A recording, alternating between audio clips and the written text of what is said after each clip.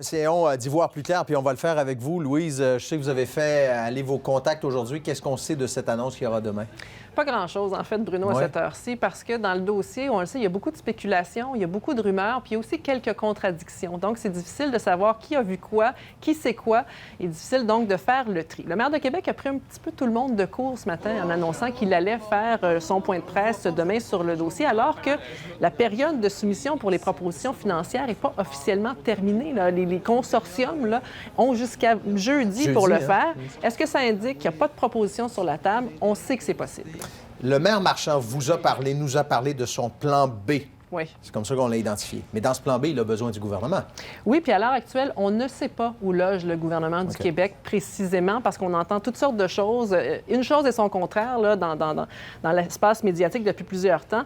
À quoi ou le projet de tramway actuel, là, tel qu'on le connaît, est-il compromis si le prix est trop élevé, par exemple? M. Marchand dit, moi, je vais de l'avant. De toute façon, j'ai un plan B. Il est sérieux, il est crédible, mais peut-être que le gouvernement du Québec va avoir des exigences. Et pour cause, le premier ministre lui-même parle d'un projet de transport lourd pour Québec. Il l'a dit là, depuis quelques jours. Qu'est-ce que ça veut dire, un transport lourd? Bien, ce ne sont pas des autobus. C'est nécessairement un tramway, un métro léger. Et là, on a l'impression de retourner quelque part où on a déjà joué, là, dans un film qu'on a déjà joué. À l'élection municipale de 2021, train léger, c'était la proposition de Québec 21. Proposition de tramway, c'était le maire de Québec, évidemment, qui est devenu maire, évidemment.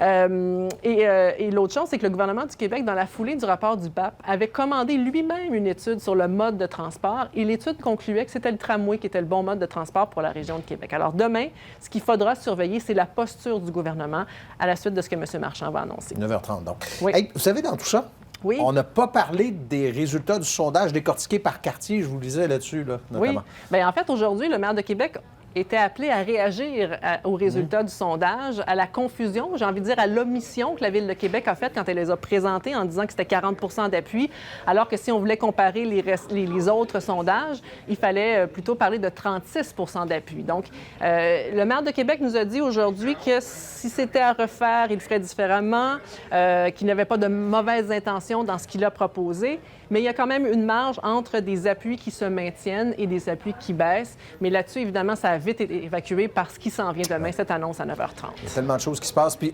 on s'y attendait que ça allait être une grosse semaine. Alors, la suite demain. Oui, on verra bien. Merci, Louise. Je vous en prie.